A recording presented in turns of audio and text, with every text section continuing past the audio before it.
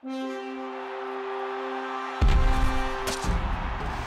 biggest move of the entire offseason, maybe the biggest offseason move in decades, was Peyton Manning leaving Indianapolis, signing with the Denver Broncos. And we're seeing both teams, the Colts and the Broncos, benefited. We really saw it in Week 9, joined by senior editor Eric Edholm. And you talked about this, Eric, in your Shorts and Shells column. Let's start with Indianapolis Colts. They moved down from Peyton Manning because they wanted to get Andrew Luck. And boy, did Luck look great in the 23-20 win over the Dolphins, breaking Cam Newton's rookie record last year with 433 passing yards in this one. So obviously, the Colts, people are always going to question this decision for years to come, but so far so good with Luck on the Colts this year. Yeah, and people even not only question whether you should get rid of Manning, but also whether they should have taken RG3. And maybe early in the season there were signs that, hey, Griffin might actually be a better player than Luck. But I think as we've sort of gone on here, we see that this guy is the perfect fit for this franchise. They needed a steadying force. Sure, the Redskins need excitement, but they're 3-6 right now. So, I mean, that's a problem. They've got issues to figure out. The Colts, the much steadier team right now, and really with worse personnel, I think. I mean, everything that has gone right so far, they've made a slew of advancements on offense, and Luck's been a huge reason why. Reggie Wayne stains didn't hurt either. Andrew Luck is providing something no one really expected, someone that can make Colts fans forget about Peyton Manning, at least for the time being. The people that are now thinking about Peyton Manning all the time is the Denver Broncos fans, and they got to be very happy with the way he has played. Just been lights out the past few games. A little struggles in this win over the Bengals, a couple interceptions in that second half to Terrence Newman, but he still threw 3 scores. Denver gets the win.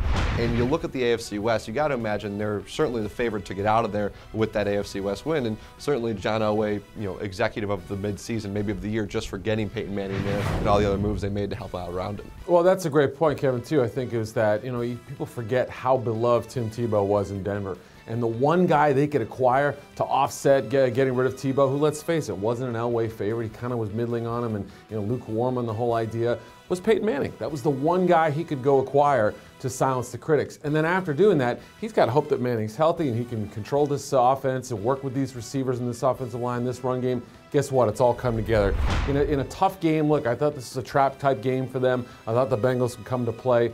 The Broncos pretty much controlled the action. Yeah, it was close in the scoreboard. They had a shot to win there at the end, but really the Broncos outplayed them for 4 quarters. Manning did have the 2 mistakes, sort of let them back in the game, but he also atoned for it by getting that score on that late drive. So, it was another good performance from Peyton. You can make an argument he's the MVP of the season so far. You can make the argument someone else is. The fact is he's playing great football right now, and the Broncos couldn't be happier at 5-3. You really see this, Eric, when we talk about big offseason moves and big offseason personnel changes. If you ask a lot of Colts fans, they're happy with Andrew Luck. And they probably wouldn't tell you necessarily that they wish they still had Peyton Manning, because how much better would they really be? You talk to Denver Broncos fans, they're thrilled to have Peyton Manning right now. The position that they have, that he has them in, possibly on track to a Super Bowl appearance the way he's been playing. And the funny thing about these two teams, the way they're going, the Colts and Broncos could have actually meet in the AFC playoffs.